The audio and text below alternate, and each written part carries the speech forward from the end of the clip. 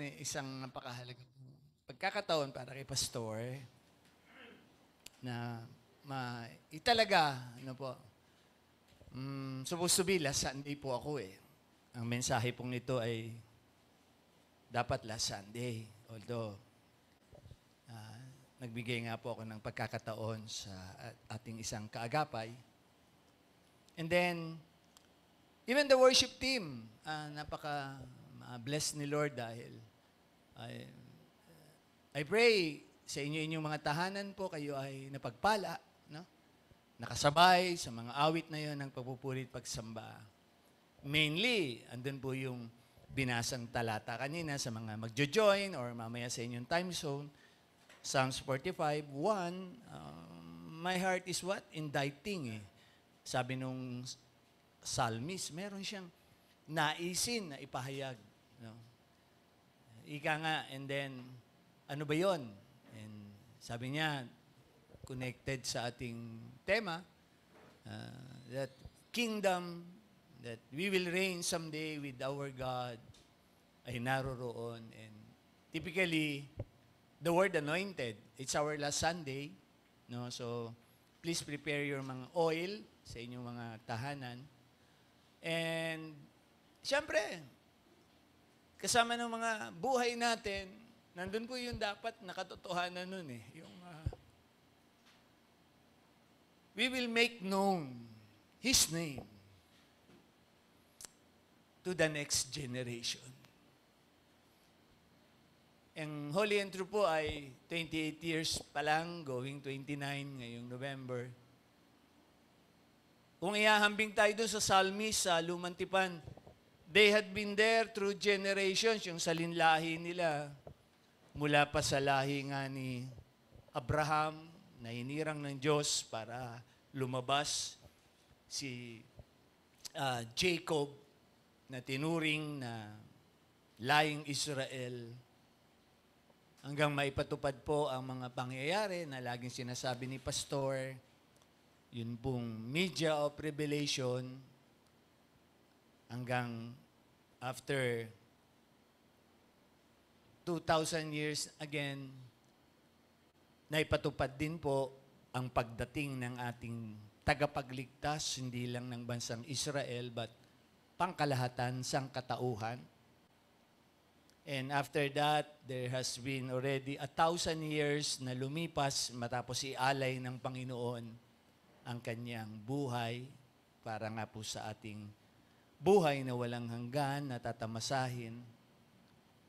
And that's the timeline of the Bible, 7,000 years. Si Lord John eh. Pero ang science, sinasabi, hindi na mabilang ang taon na nag-i-exist ang planetang Earth. But sabi nga, Proverbs speaks of, and the Bible will speak of it today. Can you just share sa mga brethren sa inyong mga tahanan? Pakitanong ng mga katabi. Pakisabi, tried and tested ba ang pananampalataya mo? Pakisabi naman. Tried and tested ba ang pananampalataya? Kasi pag hindi, pupukpukin ko kayo nito. Kakaiba si Pastor ngayon. Ibang dating ni Pastor. Nang umaga pa mainit ang ulo ni Pastor. Sabi nga, wag niyo akong susubukan. Kidding aside, the word tried and tested has been there sa lahat ng aspeto ng buhay ng tao. Mga gamit, mga desisyon, mga kung ano-ano. Di ba? Sabi nga, nasusubukan ang kwalidad, nasusubukan ang mga pangyayari sa buhay. And masatawag na the word itself, di ba? Subok. Meron nga, sabi niya, ayoko na lang banggitin kasi hindi naman ako, pero hindi na ulit nagbukas yun eh. Yung dating sinasabing bangko na subok na matibay, subok na matatag, pero matapos ang mga panahon na yun, wala na. No? Wala na. Let me deal with this term, tested. We go first word study kasi 28 going 29, grabe, ongoing. Oh. The Lord is what?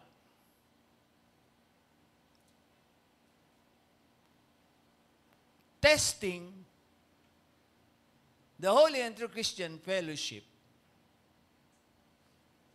doon sa kanyang pinagagawang vision. And let me remind you again, pangkalahatan, mapamatanda sa pananampalataya, mapabaguhan po. Ang nasamahan niyo pong iglesia ay mayroong pinagagawa ang Diyos. Hindi po kami dito iglesia-iglesyahan lang o church-churchan. Meron pong katangian ang ministeryo pong ito. Ika nga, standard ba? No? Hindi mahangin, but standard. Ano po?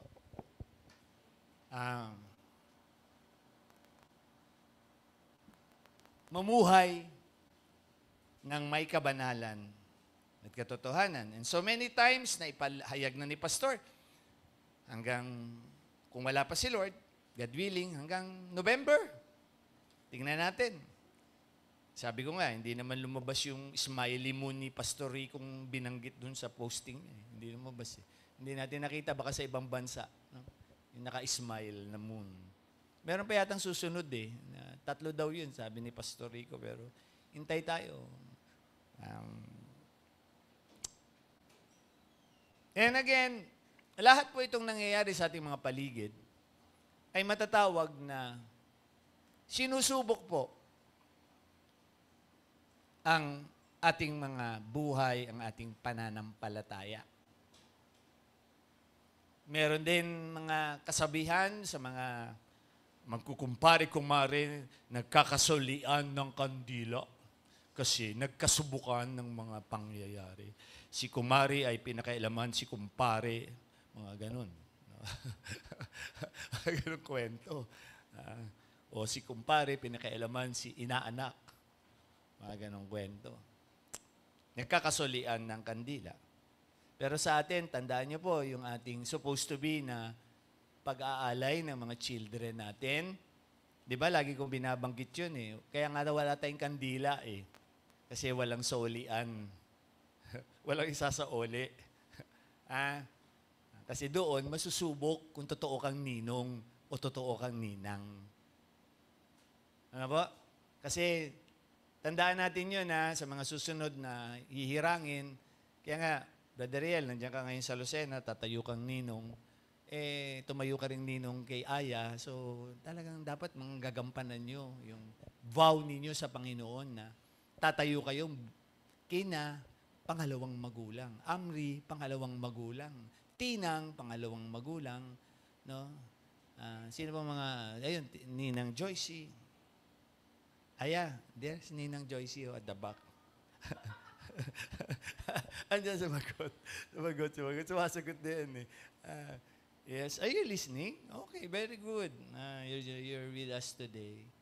And when we say tried and tested, it's a simple reminder para sa ating lahat kung paano si Pastor Rico nagpaalaala ng tamang pagpili sa buhay.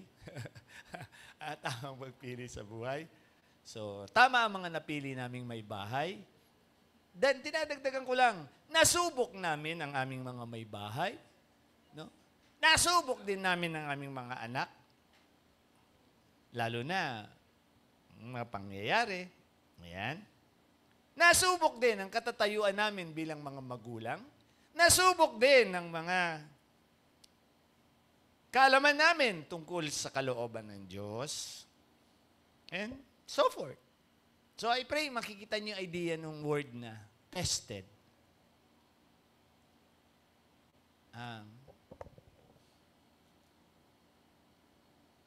The Hebrew word,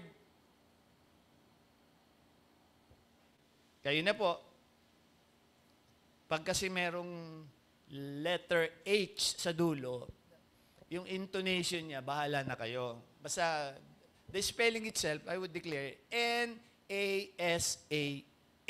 So, nasa. Or, literally, siguro pwede mong dagdagan, di ba? Ang word palang test sa Hebrew is nasa.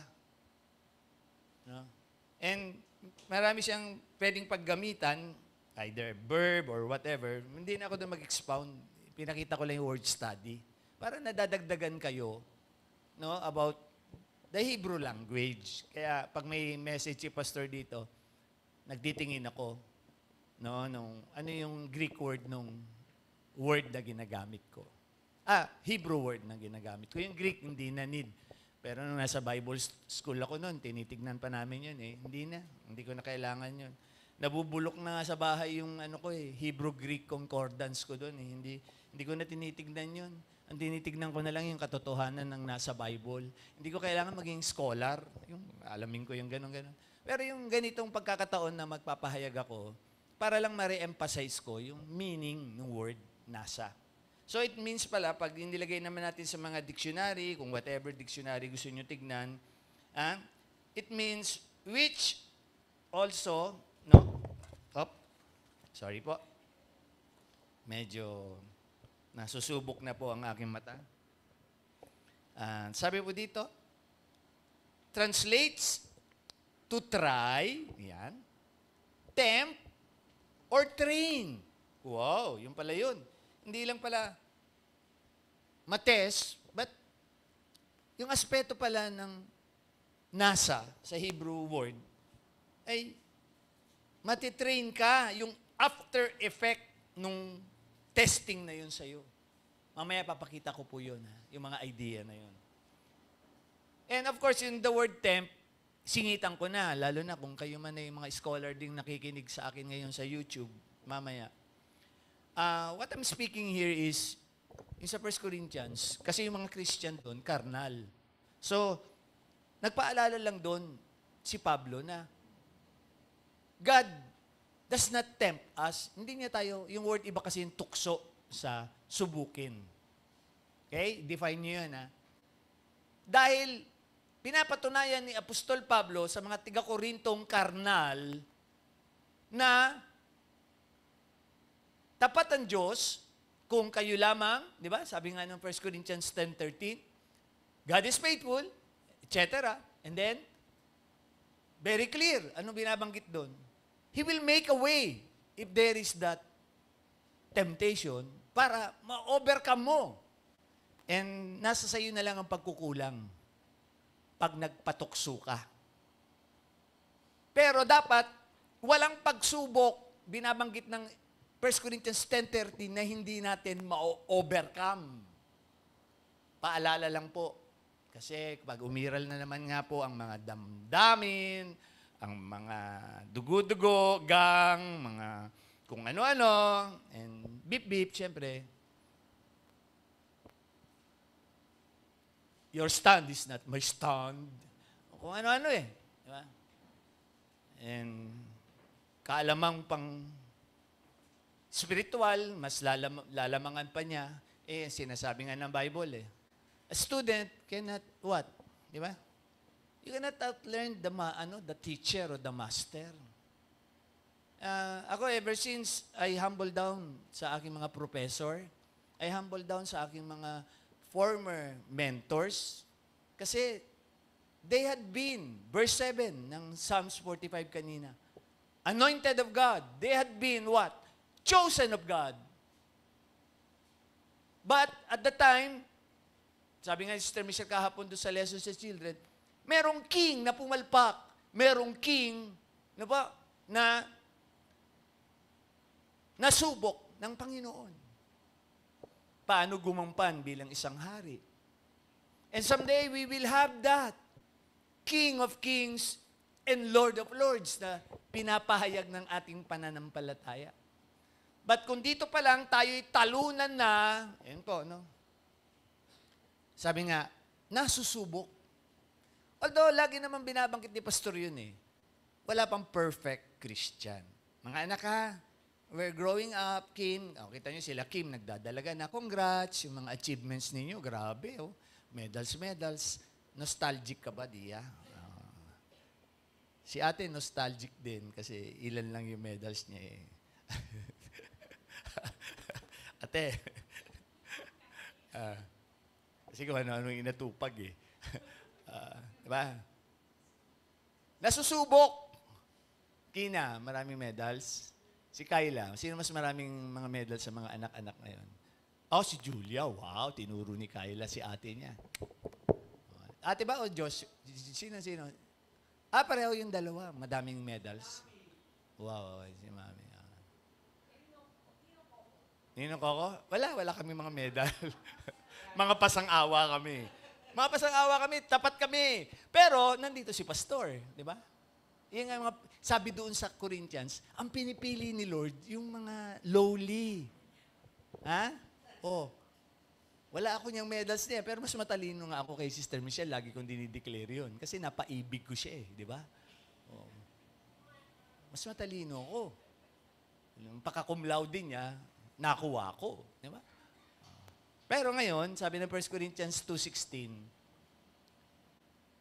matalino na ako dahil I have now the mind of Christ. We have now the mind of Christ. Besides the Bible, besides the Holy Ghost na gumagabay sa atin, we have now the mind of Christ. Kaya nakakataka nga eh. Bakit nga ba? Minsan nag-posting ako dati, di ba? Binigyan tayo ng Diyos ng utak. Sige, pakita nung mga katabi. Para saan gagamitin ng utak? Di ba? Kasi kung hindi mo gagamitin yung utak na yan, anong tawag doon?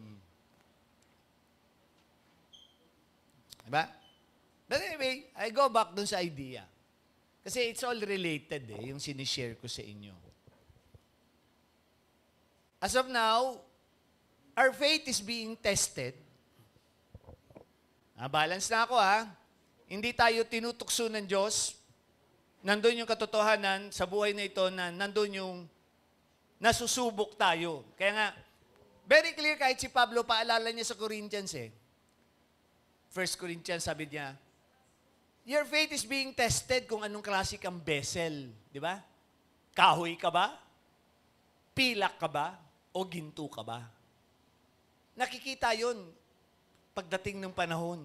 So, yung being tested of fire, may mga binanggit dyan, ang ilang mga lingkod din ng Diyos, pero hindi ako dyan nakatutok. Babanggitin ko lang. Binanggit yan ni James, the half-brother of our Lord. Sabi niya dyan sa James 1:3, there is that what?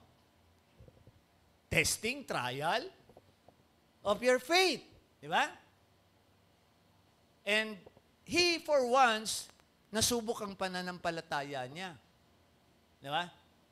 Nung una, hindi siya naniniwala sa Panginoong Jesucristo kasi half-brother niya But later times, nang siya na nandoon na as part ng mga head ng Council of Jerusalem, si James, the half-brother of the Lord, yan na nga. Siya nagsasabi, there is this testing, no? But I go back later sa Old Testament. Saan unang nagsimula ang word o ang idea na test. Likewise, Peter was tested. Di ba? In 1 Peter 1:7, sabi din niya ganun din. There is these trials of our faith. So, walang exempted. Lahat tayo. Kaya nga si Pastor hanggang ngayon ongoing. Ang vision ng ministry nito, ongoing. Kaya nga nangyari yung nangyari noong January. Yeah? And biruan nga namin ng council, natawa si Pastor Rico nung nag-prophesy si Sister Michelle, baka nga magiging totoo nga. Kasi sabi ni Sister Michelle, from letter L sa alphabet, papunta sa M. Naku, delikado. Papunta sa M. L, M, di ba? Alphabet, papunta dun. And, siyempre, mga biru-biruan namin yun. Pero, alam nyo, nagtatranspire Kasi, hindi naman ako bias. Through the years, Hindi ko po para exalt sarili ko, whatever. I know the Lord has, verse 7 kanina, chosen me, anointed me. Kaya ngayon yung banner ko ngayon, di ba? Yung ginawa ni Sister Jane. Thank you, Ma'am Jane. Kita mo yung profile ko, yun eh. For His glory. Marami akong brethren na nasubok. Uga-ugali, pagmamahal sa amin, pagrespeto sa amin, pambubuli sa akin. Nasusubok ko yung mga yan. Diba? Vice versa, nasusubok din nila ako. Paano ako gumagampan bilang pastor? Ha? May nagsasabi, si pastor hands-on. May nagsasabi, si pastor Hitler. Bago lang yun, may bago kahapon. Tawag sa akin, Hitler. Pero tanggap niya ako, mahal niya ako. Okay lang yun, Ma'am Jane, huwag kang mag-worry. Di ba? Gaganda ang mga ilustrasyon. May tumawag din sa akin, diktador. Okay naman, tanggap ko yun.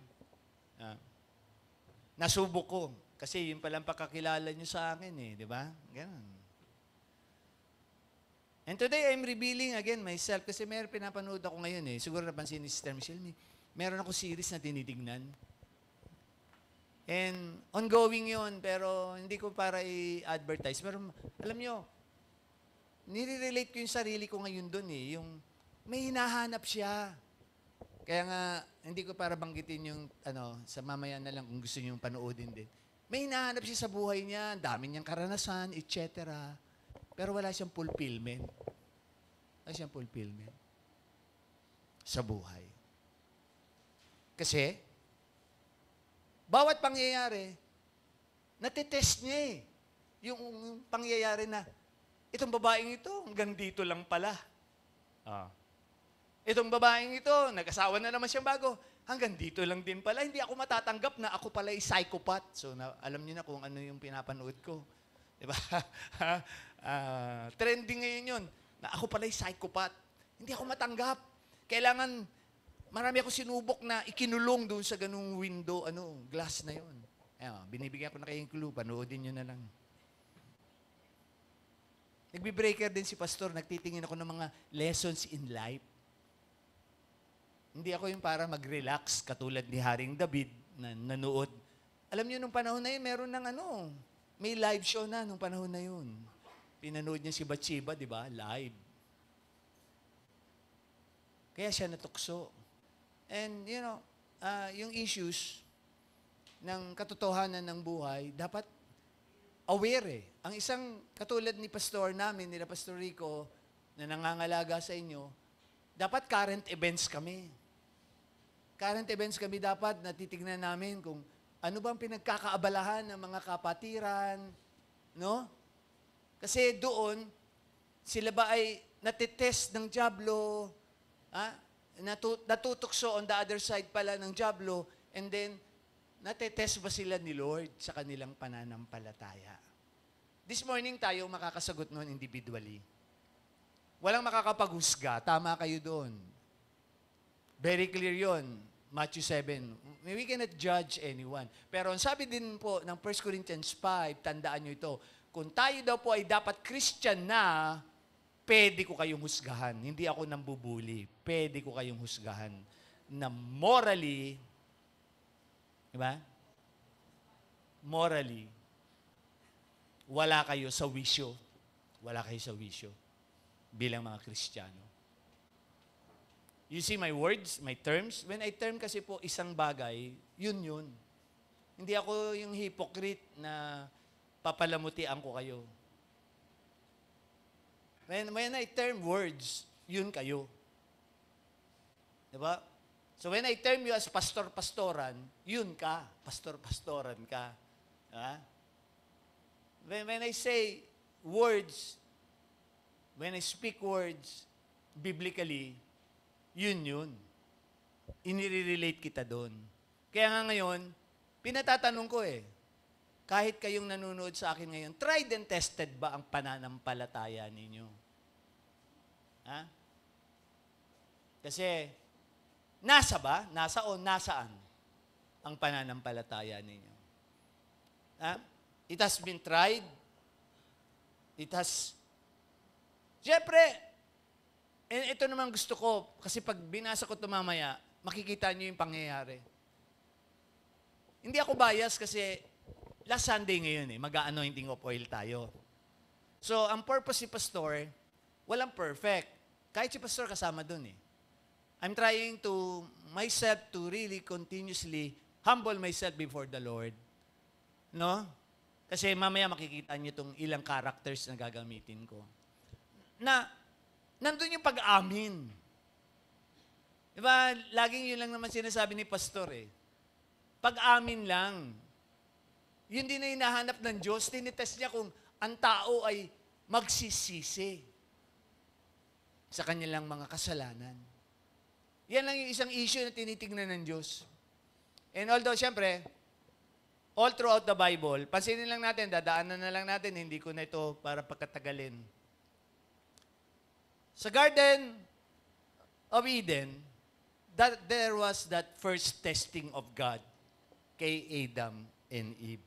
Wala pa yung word, pero the idea, di ba sinasabi ko naman sa inyo minsan wala yung word na yon doon sa chapter na yon, pero nandun yung idea. Nang sabihin ng Diyos, huwag niyong kakainin ang prutas na yan. Nasubok sila, di ba? Kasi dapat, on the other hand, bigyan natin ng colored, kung TV ang pinapanood natin, background there. Dapat, nasubok na nila ang Diyos Nang likain ng Diyos ang kanilang hardin, kompleto. Pati kakainin nila, pati whatever, nandun na. Dapat nasubok nila, ang galing ng Diyos ko. Sa mga ginawa niya sa amin. Pero dumating ang time, ipinagpalit nila yung kaalaman na yun sa tukso ng dyablo. No? Kainin nyo, magiging Diyos kayo. The first testing of the Bible. Nawa? Para makita natin, Lord, ever since. And then, sunod-sunod na yon ng mga kwento. Ang dami pwedeng pagkwentuhan Pero hindi na ako doon. May ididil akong 2 karakter mamaya. Hanggang bagong tipan na po yun, nasusubok lahat. Sabi nga ni Lord, in between, sige. Isang katotohanan dapat ito na tinitignan tayo ni Lord. Alam niyo yung ginagamit ng mga prosperity ministry. Makinig kayo prosperity ministry na Malakay 3:10, ninanakawan niyo ang Diyos, etc., etc. Matakot kayo. Alam niyo, ang sabi lang ni Lord doon, test me in this. No? And see if I will not open the doors of heaven, the windows of heaven, and pour out much blessings. Ang blessing doon hindi naman pinansyal Ang blessing doon yung buhay na tatamasahin natin. Mind you po you can call me dyan sa YouTube kung gusto nyo akong pag-aralan natin ang Biblia sa tamang pag-aaral.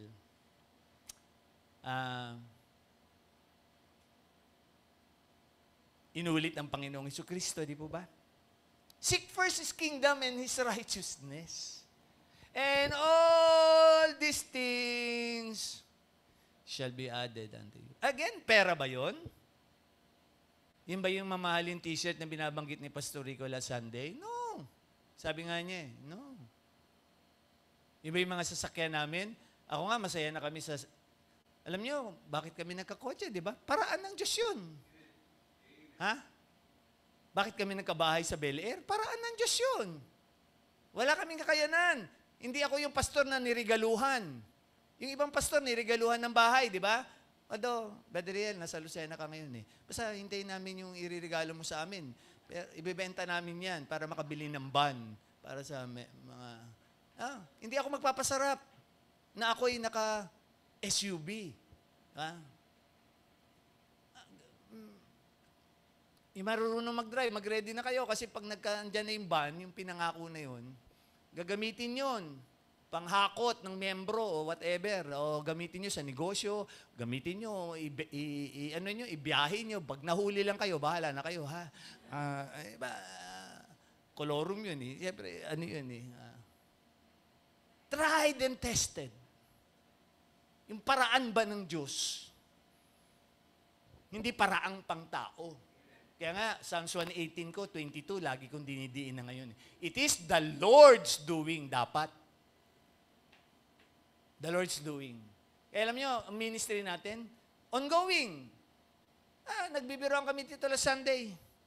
Matira matibay. Kahit ako na lang, kahit iwanan na ako ng mga mag-iina ko. Nandito ako. Ako gagawa lahat dito. Ako kakanta, ako tutugtog. Diba? Ako din yan. Turuan mo na ako dyan. Pag naiwan ako. Amen. At least napadala ko kayo sa langit. Kakapakinig nyo sa akin. Di ba? Ako na nga lang naiwan. But kidding aside po, always, the heart is there. Wala naman kaming magagawa kaming mga pastor ninyo, kundi magpaalaala, mag-encourage, no? Kasi yun nga, yung term lagi ni Pablo, to each his own, di ba? Sa ilan niyang pagpapahayag. And, syempre, ginagamit ko lang yung idea ngayon dahil pagpunta ko doon sa dalawang karakter, hindi ako magpapakatagal, banggitin ko lang yung mga ilang bagay dito na napakahalaga. Dagdag na yung sa idea, ha? So, palagay ko naman, nakuha niya na yung puso ni Pastor ngayong umaga. Ang sabi dito, putting same thing to what? Dahil whether to determine its veracity, o yung quality or authenticity, di ba? Kayo, pag bumibili kayo, tinicheck niyo kung genuine or genuine or whatever, ano ang K ng ginto na bibili ninyo. Ate Ami, ha, we're praying for you. Nahulog na si Ate Ami sa hagdanan. Pray for Sister Ami po. And then, tinitignan niyo yung veracity, di ba? Yung quality. So I hope tignan nyo din kung anong ministry sinasamahan ninyo, prosperity ba yan, liberal ba yan, etc. ba yan. Kami dito, we're declaring talaga. No?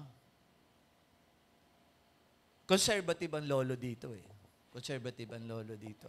Strict ang lolo dito. No? Hindi kami nangungonsinti dito ng mga immoralidad. Hindi kami nangungonsinti ng immoralidad. Because a church is not supposed to be, di ba? Tiniterm nila kasi, a church is a church of sinners. A body of sinners. No, akin dito, former sinners. Okay? Hindi, kasi literal ngayon nangyayari, a church talaga is a body of sinners. Hindi ko matatanggap yun. Di ba? Wala pang perfect. Lagi naman paulit-ulit si pastor doon, wala pang perfect. From glory to glory, gino-glorify tayo ni Lord sa process ng ating pananampalataya. Here goes now, my two characters. Ma'am Jane, wala akong masyadong verses. Habulin mo na yung mga binanggit ko kasi in my heart na lang yung mga verses na yun Itong mag-asawa. Yan. Dahil month of May, husband and wife, itatakal ko na, magkasama na, para isahan na. Tapos, let me announce na rin, mamaya, ipafinalize ko lang schedule para hindi kami mag-conflict. So, men's, women's, please pray na po ang first Friday natin of the month for a prayer night, 7 p.m. Kung sino po available, sama nyo asawa nyo, sama nyo mister nyo, we come here every first Friday for a prayer night. We need our ministry, yung mga prayer groups na yan. Sinimulan na ng worship team. Kayo every last Saturday o first Saturday? First Saturday kayo, di ba, ma'am? Hindi ba tayo magkakasunod? Sige, titingnan natin. First Friday. Magkakasunod, no? Kaya sana binabalance ko yung schedule Pero sige, mag-uusap pa kami ng mga men's, no? Titingnan pa namin yan. So here goes, bakit itong mag-asawa? Kilala nyo sino itong mag-asawa na to? Kasi dito, ang first idea, ang first word na test, na mababasa, mauunawaan. First, idea na nagamit ang word, yung idea ng test, Genesis 12. 10 to 20, Ma'am Jane, pakikopya na lang. And then, tatalon yan sa Genesis 20, verse 12. Magkakaugnay yan mamaya. Ma'am Jane, Genesis 20, verse 12. Nasa Genesis ako ngayon. Pero mamaya, pupunta ako sa bagong tipan sa ilang verses. Okay? And then, iugnay ko sila. And then, sa Old Testament verses, Genesis 22, kung kaya nyo ako habulin, verse 1, and then verse 12. Ayan. Okay? I do not know kung kaya nyo akong habulin, ha? Hindi nyo kasi nakuha yung papel ko kanina. Okay lang, medyo nag-practice kayo eh.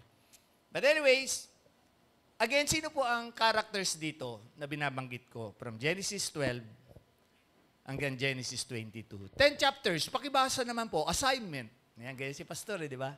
Para hindi kayo hindi kayo magaya sa mga nalilinlang. Please read your Bible. Be a Berean, di ba?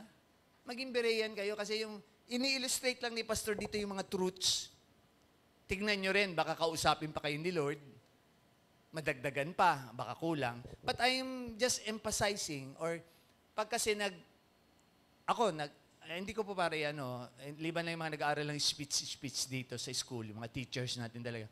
There is this subject na tinatawag na yung expository preaching, or yung typical na binabanggit nila na how you would communicate your message sa audience mo.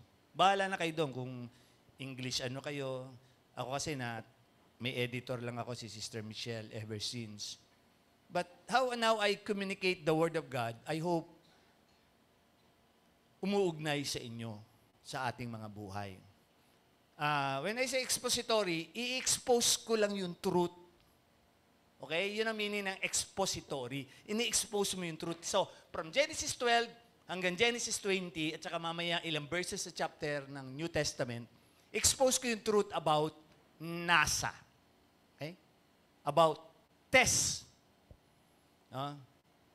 Bago nyo nakuha mga medal na yan, Kim, di ba? Nag-test kayo di ba? Kung qualified kayo, di ba? Doon sa honors na yon. Ha? Bago kayo gumraduate, siyempre, di ba? Yung mga gumraduate ng mga kanilang junior high school or whatever. Di ba? Meron kayong mga final na assessment ng inyong mga teachers, ng inyong school, para to the next level kayo. Likewise, sa spiritual, hindi yung nagkakaiba. And here goes now, balikan natin silang mag-asawa. Sino yung mag-asawang itong binabanggit ko? Kaya, may idea na kayo? Si Father Abraham. May tumatawag sa akin, Father na rin ngayon. Tatawa na naman si Sister Jane dyan. Pinapasaya ko Sister Jane Kasi madami kaming mga updates. And namatay na daw kasi yung papa doon. Ako na daw papalit. Kaya tawagin nyo na akong Father. Although bawal sa Bible tumawag ng spiritual father. But anyway, Father Abraham. And siyempre, sino? Si Sarai. Sarah.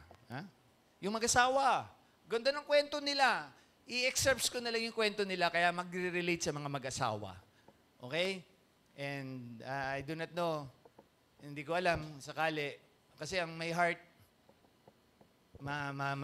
makipagpatuloy ang gathering sa mga men's, maliban kay Pastor Rico, siyempre na nangangalaga, depende lang napalayo.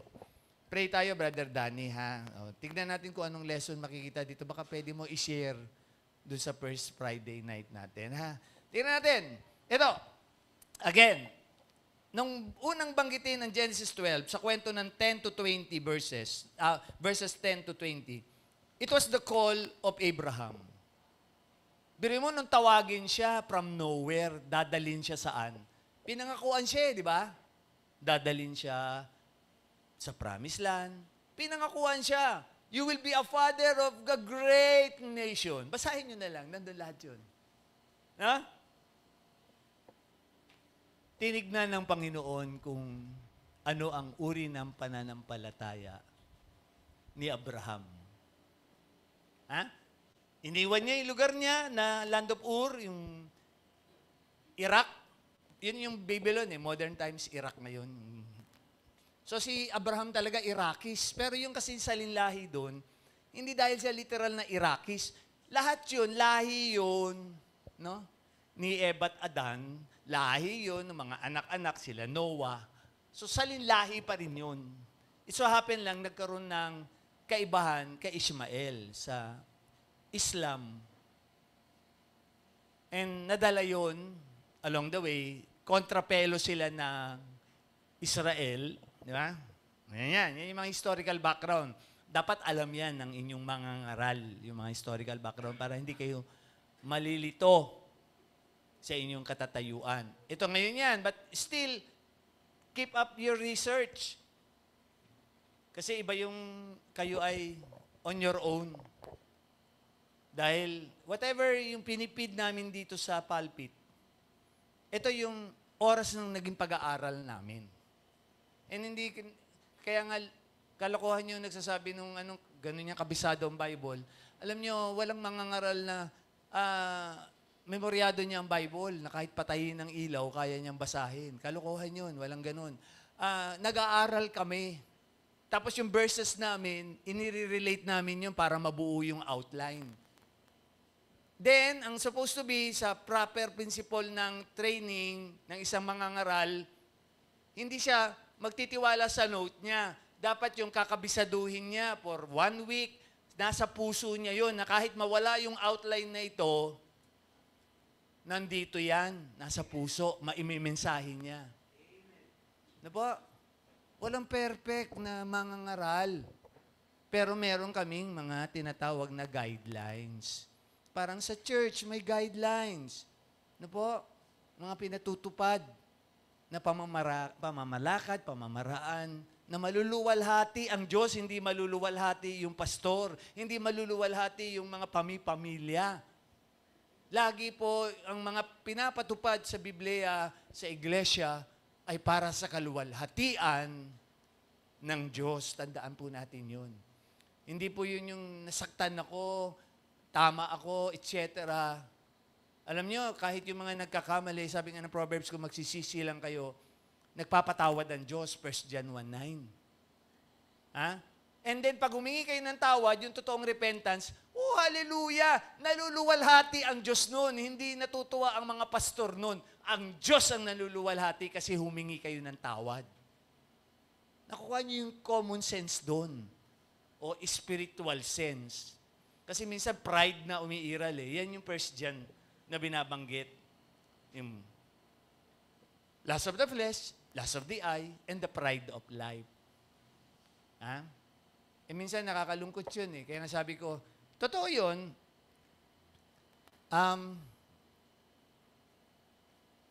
Alam niyo, Sister Michelle, yung tayo ko, hindi ako yung ganong scholarly. Alam niyo, kailan lang ako tumalino nung naglingkod ako sa Panginoon eh. I am nobody. Puro nung high school ko, puro kalokohan ang ginagawa ko. Puro palakol lang ang cards ang grades ko, Charlotte, tawa si Charlotte. Palakol. Masaya na mama ko noon pag may 80 ako. Kasi lagi ako nasa principal's office, pinapatawag ang mami ko lagi. Sakit ng ulo ko noon. Sakit ng ulo ng mami ko noon sa akin. Daddy ko. Wala, nasa assignment sa Mindanao. So, siyempre, mami ko ang pupunta sa principal's office, di ba? Kanda ko. Alam niyo anong kanda ko? Oh, di ba? D.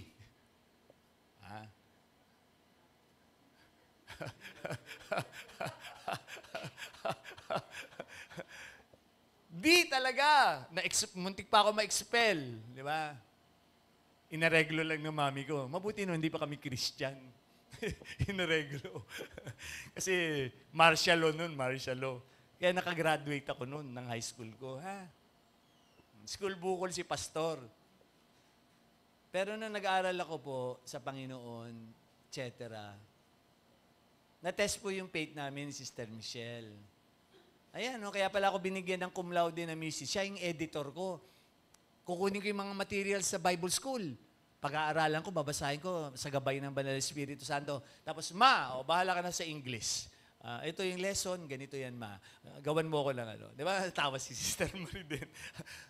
Mga ma'am, nakaraos ako. Ito ako ngayon, nakatayo ako sa inyong harapan with an MA degree in pastoral ministry. Pero kay Sister Michelle na certificate yun dapat. Dapat pangalan niya nakalagay doon. Yan. Pero yung gabay sa akin, how I withstood. Biruin nyo, na-withstood ko yung mga foreigner kong classmate. You know, nakikipag-diskusyon ako doon. Sino yung mga nakapunta sa Word for the Word? Nakatayo ako doon, nakapagmensahe ako doon. Diba? Puro Inglesan doon, pero nakaya naman ni Pastor, nagkaroon ako ng baon sa... Kaya kayong mga anak, mag-aral kayo ng English ninyo kasi talagang, ano yan. Na-test po ang, hindi si Pastor, na-test ko si Lord sa buhay namin. Kaya nga yung tanong ko sa inyo tried and tested ang buhay natin, yes. Ito yung, yung indicting heart kanina. Nasubok ni Haring David ang Diyos niya na kinikilala nila nung panahon na yun. Hindi ba tayo mas dapat? Di ba? Alam na natin, nag-aalay na siya ng buhay para sa atin. Ha? Tayo yung mas pribilehiyo sa lumang tipan. Pero, yun nga ang problema, ang churches ngayon, lagapak Lagapak. So, balik ako. Hindi din perfect si Abraham, hindi din perfect si Sarai. Pero, nabless ako dito sa kwento ng mag-asawa. Again, kinaya ni Abraham. Tumahak ng sinabi sa kanya ng Diyos. Parang Holy and True Christian Fellowship. 28 years ago, magpatupad kayo ng ganitong pamamalakad ng ministeryo. Di ba? Kaya nga, salaan yan. Pastor Rico, nasan yung best friend mo dito?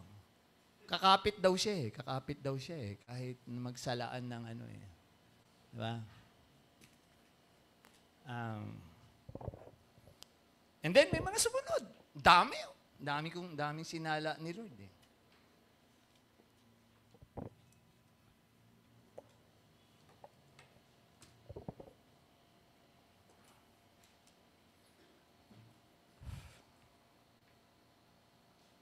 And then, here comes. Sa unang pagkakataon, chapter 20, bago yung chapter 22, nakakalungkot kasi, siyempre, nang pangakuan si Abraham, ito na. Magiging blessed ka, a nation, etc. Basahin niyo na lang. Pero anong ginawa niya? Bumaba siya ng Ehipto. Diba? Kasi taggutom. Hindi niya nakita na kaya siya buhayin ng Diyos doon sa lugar na yun. Pero naghanap siya ng paraan niya. Hindi din perfect si Abraham, kaya kahit sabihin siya ay father of faith, pag-aralan niyo po ang buhay ni Abraham. Wala pong perfect. Dumiskarte siya, ika nga. Dala niya si Sarah. Pero dumating ang isang pagkakataon na consequence, di ba? Tapos, dito kasi minsan, dalawa yun Either yung tinatawag na white lie, pag sinabing half-truth o white lie, may katotohanan naman pero hindi buod. Kasi sabi niya, asawa ko po, nung nabuko na siya, pero ang una niyang pakilala, kinutsaba niya si Sarah. Tignan niyo na yung kwento. Sabihin mo, kapatid kita ha. Kasi alam ni Abraham, papatayin siya kasi ang ganda ni Sarai Di ba? Kukunin si Sarai sa kanya. Again, nasan yung faith ni Abraham? Di ba? Iniwan yung lugar. Kinutsaba si Sarah. Dalawa yun, 1-2 yun. 1-2. Testing of faith yun. And then, chapter 22, pumasa na siya. So, 1-2, ito yung pangatlong testing ni Abraham. Sino yung pangatlong testing niya sa chapter 22? Si Isaac. Ialay mo sa akin si Isaac. Yan, pumasa na siya. Pumasa na siya. Wala siyang tanong-tanong, buhat siya, gamit, etc. At talagang iaalay niya na si Isaac. Sino sa atin dito, kasi last Sunday ngayon mag-anointing tayo. Sino sa atin dito yung nakakadalawa na? baka pwede na po sa pangatlong pagkakataon,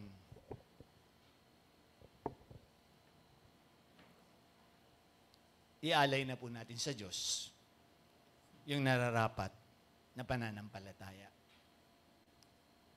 Mabait po ang Diyos. And on the side ni Sarah, habol ko si Sarah. Grabe, si Sarah sa submission, di ba? Grabe. Di ba? Nandiyan si Sarah talaga, nakasubmit sa kanya. Primo, tataha kayo. Sino ang mga misis dito na, dadalhin mo ko sa isang lugar, wala kang trabaho eh. may mga ganitong misis dito yung naghahanap. Salamat si Sister Michelle, hindi ako pinaghanapan niya nung ako'y magpastor. Kahit hindi na ako napamanahan. Andyan po si Sister Michelle. Hindi ko po siya para itaas. Andyan po yan. Nang ako'y magpastor, hindi niya tinignan kung sasagana kami, gaganda buhay namin. And look at Sarah. Hindi rin perfect si Sarah, di ba? Natawa siya nung sabihin ni Lord, magkakaanak ka. Ma'am Joycey, magkakaanak ka. Oh, bakit ka tumawa? Ay, naku, lagot ka. Lagot ka. Lagot ka. Si Sarah, anong taon na? Ilang taon na? Si Ma'am Joycey, ano lang pa lang yan. Oh. Dalawa lang anak sa labas. Nandun yan sa kwento ng ano ko, yung pinapanood ko. Meron yan. Pero isa lang dun yung anak. Diba? Hindi rin perfect si Sarah. Pero again, nandun, makikita niyo yung submission ni Sarah kay Abraham. Yun din ang sinabi niya kay Abimelech. Mabuti na lang, kinausap ng Diyos si Abimelech nung gabi na yon. Hindi siya nagalaw. Andun yung testing of faith ni Sarah. And then, alam natin, sa marami pang kwento dyan, pinakitaan ko lang kayo ng sample. Walang perfect. Pero alam nyo, yung principle ng 2 to 3, dagdagan pa natin si Sarah on that side, nakakamangha di ba? Until such time na nandun na nga yung mga pangyayari kay Sarai na hindi siya magkaanak, pumalpak din siya. Kasi sabi niya kay Abraham, anakan mo na lang yung katulong natin. Yan, maraming pastor ganyan, inaanakan yung mga katulong nila eh. Anakan mo yung... So, wala ko anak ang katulong kasi wala kaming katulong eh. Yung mga pastor na may katulong doon na walang taste sa San Lorenzo. Yun. Walang perfect eh. Tandaan nyo. Pero, dumating yung panahon na si Abraham, si Sarah, nasubok ng Diyos. Tumahak sila. Walang perfect. Kaya parang tayo church, tatahak tayo eh. Walang perfect. Walang perfect relationship. Kahit kami Sister Michelle, alam nila Dia Eunice yun. Binubugbog ako ni Sister Michelle sa bahay.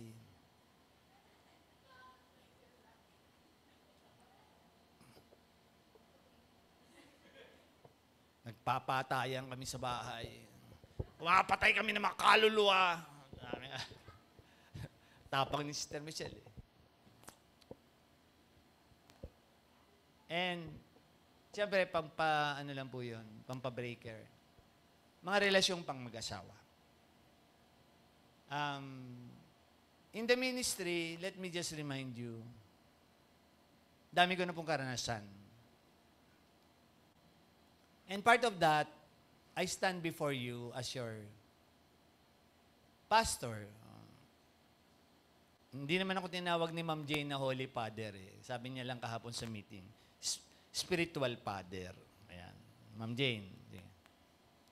And, yun nga po, I hope, yung katatayuan ko hanggang sa oras na ito, kanina po yung cellphone sa loob. It's okay.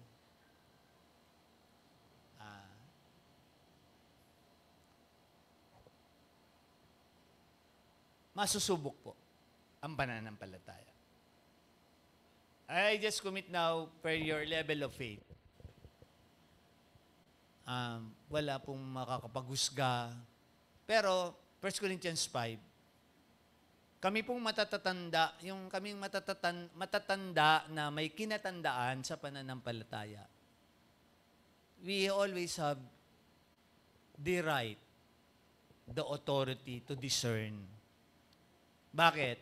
Ang sabi sa 1 Corinthians 14, a prophet, someone hinirang ng Diyos, can discern. No? Yung kapwa niya propeta kung totoo o hindi. Then matagal ko na yung pinuportray sa inyo yung seniority. Siyempre, hindi ko alisin. Merong mga Christian na tumanda pero hindi naman tumanda sa pananampalataya. Pero, pakitignan po, paki-assess ninyo. And I stand before you today, ongoing to, test your pastor kung ako ay nararapat na maging pastor ninyo. Sa mga pangangalaga sa inyo, pangunguna, pangangasiwa, pagpapatupad ng mga dapat. Ngayon, sabi lang ng Bible, ang sino mang lumalaban is of Satan. Very clear yun. Ano po? Na ang mga rebellious ay is of the devil. And today, kagalakan ko din po na ayan po sila. Welcome back, Ken. God bless you. Fresh from the United States of America. Kakababa lang sa airplano. Sabi ni Benjo, bahala ka kapag mag-worship muna kami kung ayaw mo magpasundo ng maaga, maghintay ka sa airport. Kaya na-delay po yung mga yan. Ayan, sinundo. And syempre, mamaya, ready na ba ang mga mascot natin sa likod mamaya sa birthday? I-advance natin sila Benjo mamaya kasi wala po siya next week. May mga commitment. No? And part of the message, Ken, pahabol, I don't want to lift up your mama, but your mom is one of those leaders na has been tried and tested of the Lord. That's my message today. I-replay nyo na lang yung video natin sa FB. And we stand here before you now. Andyan kami, yung 7. Tried and tested kaming 7 eh. Ako, Sister Michelle, Sister Lorna, per seniority yun na. Then, andyan na nga po, si Pastor Rico, Pastor Bong, Sister Jane, and Sister Ningning. Kami pong 7. The 7 pillars of the Holy and True Christian Fellowship. Patuloy na tumatayo po sa tawag na yon ng Panginoon. Ano po? Tried and tested through the years. Nandito po kami sa inyong harapan. And you have the brain, you have the Holy Spirit. Please assess po ang mga katotohanan na ito ng Diyos. Nandito na po yung mga parameter niya. Anong isang iglesia? Walang perfect church. Pero madidefine nyo, ang Thessalonians is a model church. Di ba? Makikita nyo, ang Corinthian is a carnal church. May contrast eh. And sabi nga ni Pastor Rico sa message niya last Sunday, it's your choice. Kaya nga, HTCF, family by choice. Diba? Malilinis. #malilinis at karapat-dapat. It's okay. You can join a liberal church. Bahala kayo. okay naman yun. Doon kayo sa mga mayayaman na church, okay naman yun. Kanya-kanya nga yun na prerogative. Kanya-kanya na heart. Hindi ko alam kung kanino yan na. Ma'am Joycey, may mga pa-deliver ka. Go ahead. Ay, anak. O sige. Thank you, anak. So, andun yun No? As I sum up, sakto lang. And, my heart really is, as of now, what transpired since January, February, March, mga pangyayari na ito,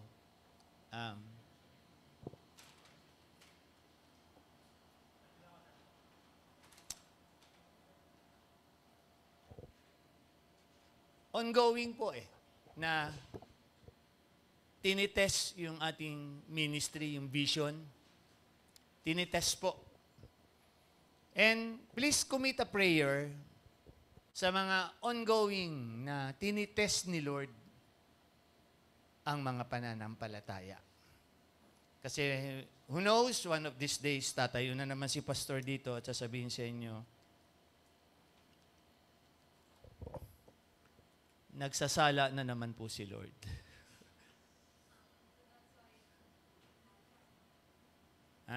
Sakto tong ilustrasyon ni pastor na to. Nagsasala na naman po si Lord. Tried and tested.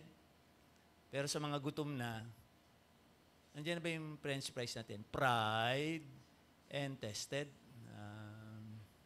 Ito kasi yung pansala nila sa French fries namin paghapon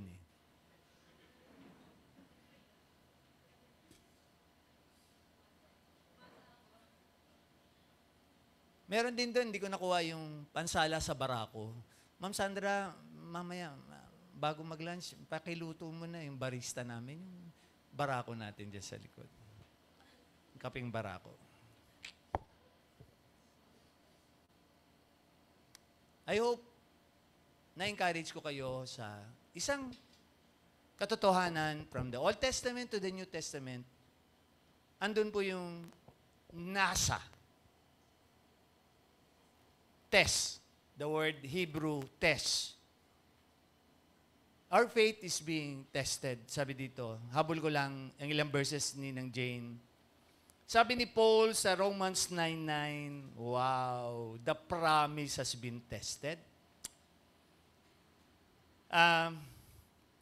Included the list of the faithful. Si Sarah nabanggit, no, sa Romans 9:9, nabanggit siya sa Hebrews 11:11. And syempre, yung nabanggit ko kanina, mismo si Pedro na hindi rin perfect, pero nasubok din ang kanyang katatayuan sa Panginoon. Sabi sa 1 Peter 3:6, tayong mga Christians, lalo na in the last days, as I sum up, dadaan pa po tayo sa maraming, hindi literal na pagsubok, kasi mga realidad ng buhay yun pangangailangan, karamdaman, etc. And make sure lang, hindi consequential. Kaya nga, dito nagpapaalala ako lagi sa mga binata at dalaga natin, make sure kapartner nyo sa faith ang pipiliin ninyong makakasama sa buhay. Kasi pag hindi, there will be consequences. And hindi ko inaalis yun, di ba? Talagang ginagamit ko ngayong ilustrasyon lagi. Si Eunice. And I hope si Dia hindi pipili ng hindi tried and tested. Anak, ha? Sa mga dalaga natin dito, yapusin nyo na si Kuya Ken. Para iligtas nyo na si Kuya Ken. Ako na lang yung nakakaalam. Ako na nakakaalam.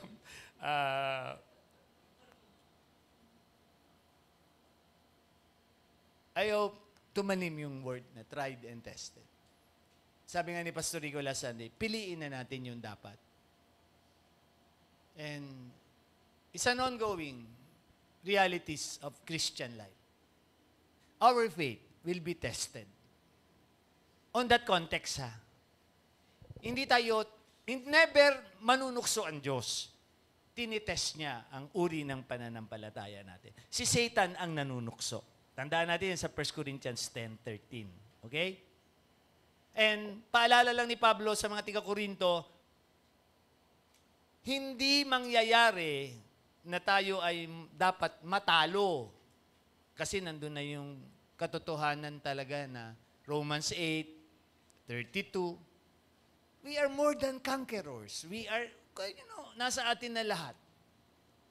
Ngayon, ang issue na lang, tinitest talaga tayo ni Lord kung,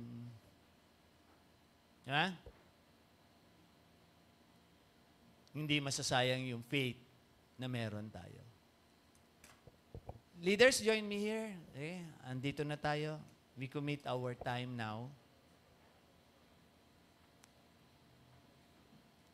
Mag-e-end up po tayo ng month ng April. Kayo po mga nasa tahanan with your mga baby oil, whatever, please pray for your loved ones. Let's pray together with your loved ones. Ma'am Lorna, nandito na po sila, Ken. Ayan. Sila, Ma'am Leia, kahit nagwo-work ngayon. Sister Leia, say a prayer na lang in your heart, kung although sa hospital ba maraming oil, Ma'am Leia? Baka kung anong nandiyan dyan na oil, bibirin natin si Ma'am Leia. Sila Brother Riel, I believe nasa Lucena ngayon. And then, sila Sister Je, Ma'am Je, kahit I pray, nandiyan si Ate Tess, just say your prayer kay Lord. No need.